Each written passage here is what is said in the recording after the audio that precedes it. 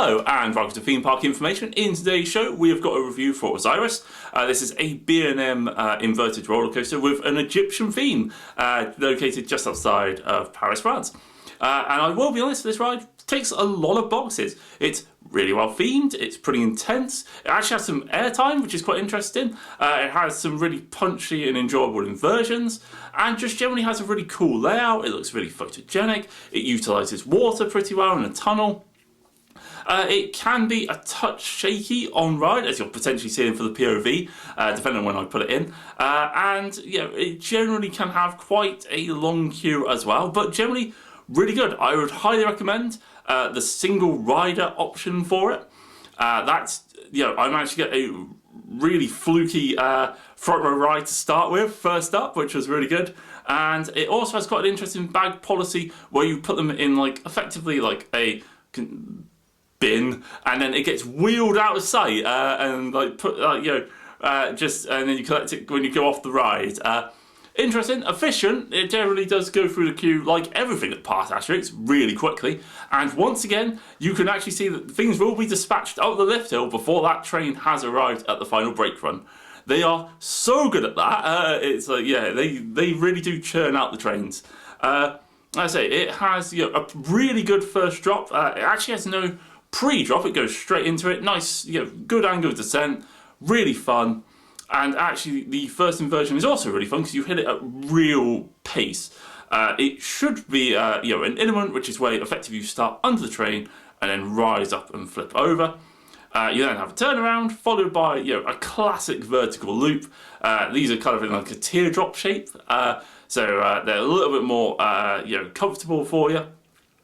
Really good element. They're on quite a lot of these rides, in fairness, but they tend to work well. You then, as you go through like a little tunnel, you actually have like a little airtime pop. I don't know quite how they do it because it's really difficult to see, you know, in both the POVs and in like on the ride normally. But then you just end up doing another moment, and then you have a turnaround before diving into like a really iconic moment of going through a tunnel with water all around both the entrance and exit. Water does actually pour into the tunnel a little bit, and there's some like standing water at the bottom and stuff like that. You can actually get a touch wet, not soaked or anything, but you're definitely aware there is water pretty much all around you. But you hurtle through this tunnel and up and out. Really cool effect, really good sense of speed. Generally really good off-ride as well. You then flip into what I think is more a corkscrew or an inline twist. It's a little bit difficult to say sometimes. Which is, I actually find that this element a little bit slow. I feel it could potentially be slightly lower and have slightly better profiling.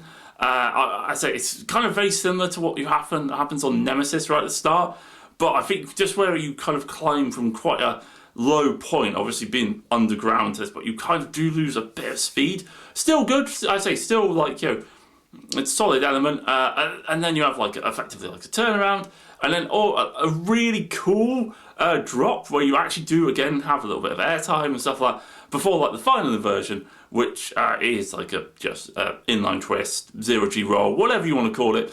Effectively just a very like, you know, linear inversion.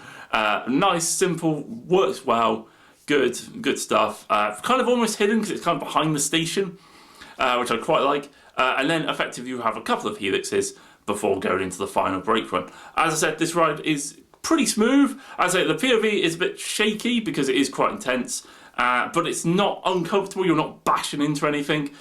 You're just generally having quite a forceful ride on a powerful roller coaster and stuff like that. And as I say, it's got a great layout. It's pretty photogenic, great dispatches, interesting bag policy. Just generally speaking, a world-class invert, if I'm honest with you. Not sure what I'd really compare it to. It's kind of like similar to like Nemesis. It's kind of similar to like Banshee. Kind of like a mix of those two combined would be a really good way of putting it. I'd probably give it like a 7.5, 8 out of 10. Really good at the front row. Not so good towards the back in terms of like view and stuff like that. Obviously just where you have a train blocking it directly. But yeah, probably like a 7.8 would be a really good reflection of this ride. Well worth going on. Good stuff. gets the thumbs up from me. Anyway, don't forget to like, comment, and subscribe for more content, and I'll catch you guys on the next one.